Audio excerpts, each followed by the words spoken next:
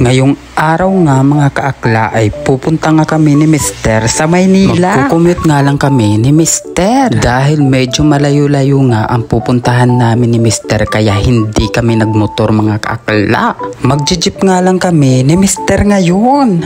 Nakarating na nga kami dito sa Coastal mga kaakla. Nga lang kami bababa mga kaakla dahil meron na naman station nga ng LRT dito. Dahil pag sa Baclaran ka pa nga bababa mga kaakla ay medyo malayo-layo pa nga ang lalakarin mo. Samantalang dito nga pagtawid mo nga lang ay makikita mo na nga ang istasyon ng LRT. May mga guide naman mga kaakla kung saan ka nga bababa. Sa Carriedo nga lang kami bababa mga kaakla dahil doon na nga papuntang Raon. Ayan, at pinabili ko na nga muna si Mister ng ticket nga. 35 pesos nga mga kaakla yung pamasahe papunta nga doon. Halos isang taon din ako mga kaakla hindi nga nakasakay ng LRT. O diba, super tagal. Simula nga nang nagkaroon nga kami ng motor ni Mister ay halos hindi na nga ako nagkukumute. Kahit sa jeep nga mga kaakla ay ngayon na nga lang ulit ako nakasakay nga. Syempre mga kaakla, anong silbi ng motor mo kung hindi mo naman gagamitin, di ba? Mabilis lang naman ang biyahe mga kaakla. Maya-maya pa nga ay nakarating na nga kami nga dito sa Carriedo.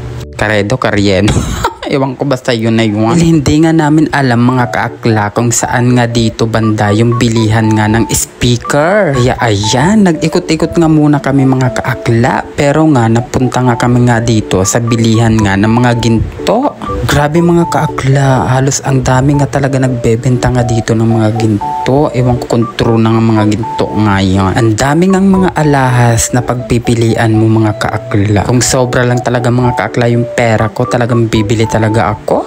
Kaso nga mga kaakla, kaya nga kami pumunta dito ni Mister, may sadya nga kami. Hindi pa rin nga namin mahanap ni Mister, ayan, at nagutom nga kami. Dito nga sa pwesto na to mga kaakla, yung mga sikat nga na mga binablog na pagkain nga dito nga sa Quiapo. Didilim na nga ito mga kaakla, buti na lang talaga at nakita na nga namin yung pupuntahan nga talaga naming sadya. Dami mo ngang pagpipilian ng mga speaker nga dito mga kaakla. Pero nga, ayan nga yung nagustuhan ko mga kaakla. Maliit lang sana yung bibilhin nga naming speaker mga kaakla. Kaso nga pagdating nga namin dito, ayan, at may nagustuhan nga ako. O ayan, diba? Hirap na hirap si Mister buhatin nga. Pauwi na nga kami ni Mister mga kaakla. Kaso nga ang haba nga ng pila ng LRT mga kaakla. Rush hour na nga rin to. Kaya naman ang dami talagang mga pasahero. Baba nga namin ng LRT ay nag-jeep na nga lang kami papuntang Heritage mga kaakla. Dahil dito ngayon sakayan ng jeep papuntang Paliparan. Grabe mga kaakla, hirap na hirap talaga si Mister magbuhat nga ng speaker.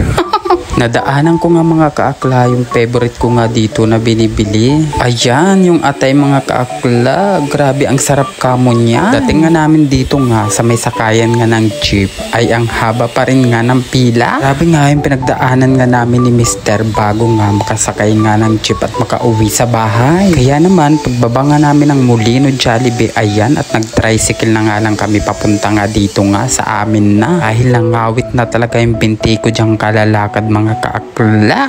Pagkarating nga namin dito sa bahay mga kaakla, ayan, at itatry ko na nga yung nabili nga naming speaker at amplifier. Pangalawang bili ko na nga ito mga kaakla. Ang speaker at amplifier ko nga ay binigay ko nga sa tatay ko. Inuwi nga namin sa probinsya nung pag-uwi nga namin nung piyesta nga doon. Para naman nga may magamit nga sila. Papasalamat talaga ako kay Mister mga kaakla dahil nadagdagan naman nga ang gamit nga namin dito sa bahay. Pag alam niya talaga mga kaakla na may gusto akong bilhing gamit nga ay pinag-iipunan nga niya. Gagawa talaga siya ng paraan mga kaakla para nga mabili namin ang gamit nga na gusto ko.